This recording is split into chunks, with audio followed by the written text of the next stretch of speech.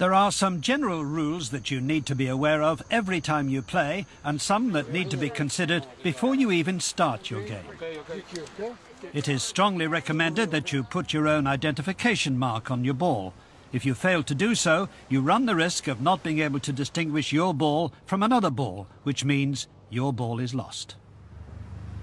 You cannot start the round with more than 14 clubs.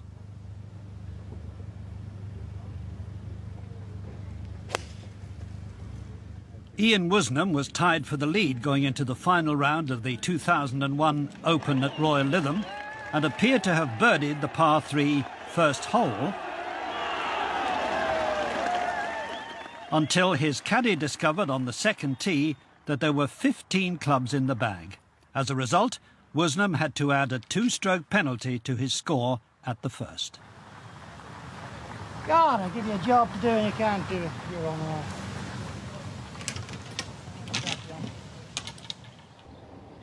If you start the round with 14 clubs, it is not possible to add clubs, even if a club is lost.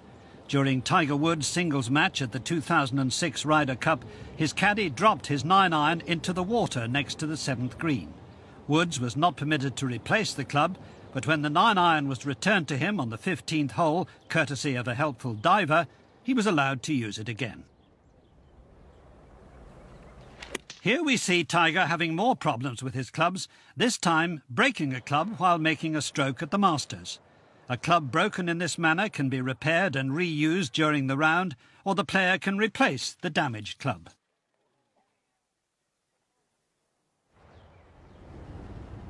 However, if a club is damaged in anger, making it non-conforming or altering its playing characteristics, it cannot be used or replaced during the round.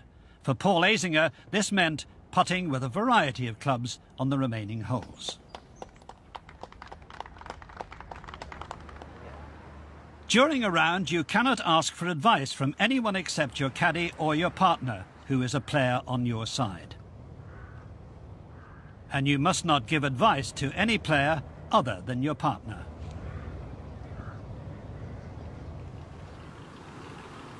While your caddy or partner can give advice on the line of putt and even assist with alignment, they cannot remain on or close to an extension of the line behind the ball while the stroke is made. A rules official intervenes before Marcus Breer putts because he believes that the caddy is standing too close to the line of the putt behind the ball. By intervening, the official saved Breer a 2-stroke penalty.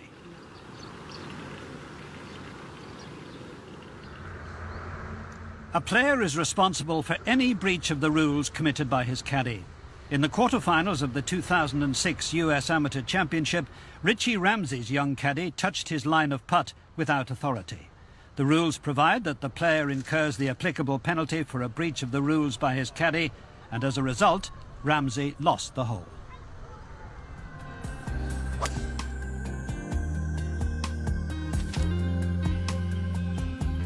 The teeing ground where you start the hole. It is a rectangular area, 2 club lengths in depth, the front and sides of which are defined by the outside limits of 2 tee markers. You can play your ball from anywhere within the teeing ground.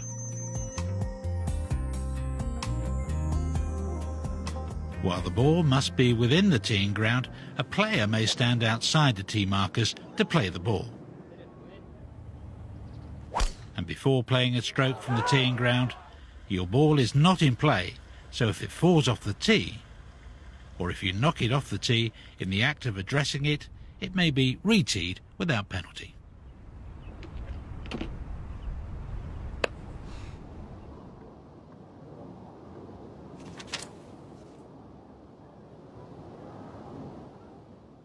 If you think a ball is yours but cannot see your identification mark, then it is permissible to lift it to identify it.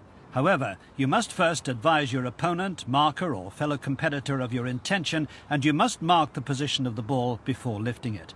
If the ball is your ball, you must replace it.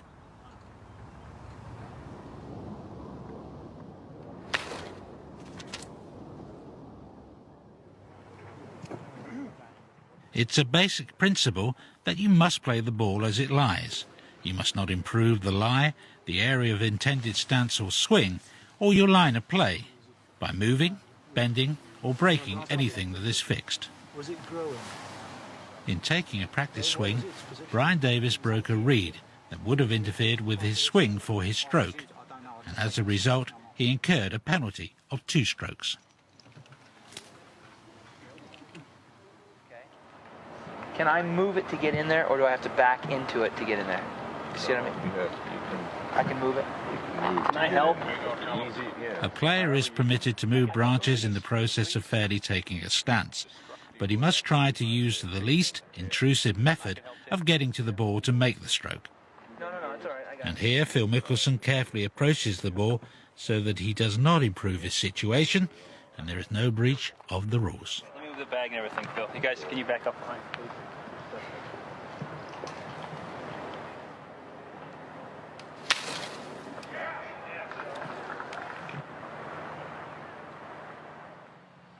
In contrast, Scott Hoke has initially managed to get to the ball in the least intrusive way.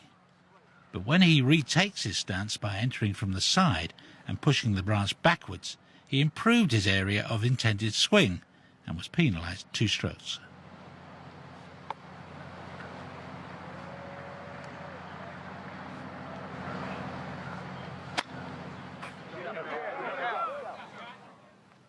And when Sergio Garcia moved ahead of his ball and took a practice swing on his line of play, officials were concerned he may have improved his line.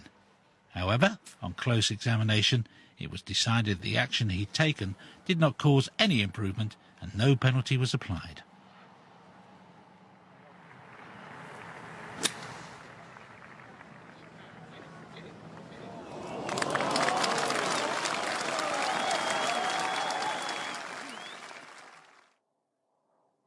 You are entitled to place your feet firmly when taking a stance, and in a bunker, this allows for a certain amount of digging in with the feet, as demonstrated by Tiger Woods.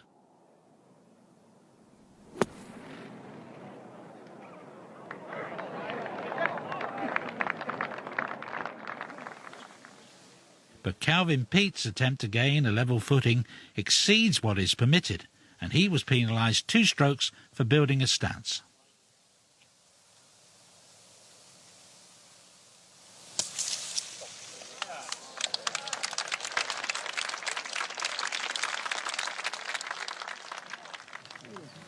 Before making a stroke at your ball lying in a bunker or a water hazard, you cannot touch the ground in either type of hazard or touch water in the water hazard with a club. So the club must not be grounded at address and must not touch the hazard on the backswing. Unfortunately, Nick Faldo's brilliant recovery was spoiled by the fact that his club touched the water on the way back and he was penalised 2 strokes. It's also not permissible to move loose impediments prior to making a stroke in a bunker or a water hazard. Michelle Wie fell foul of this rule when she clipped a piece of moss with her backswing, resulting in a 2-stroke penalty.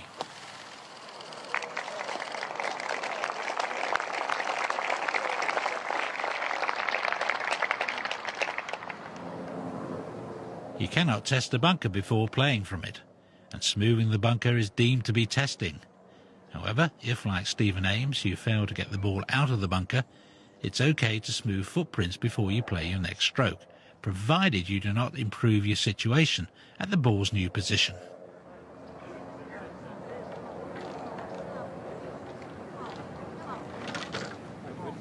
If your ball lies on a bridge over a hazard, it's permissible to ground your club on the bridge.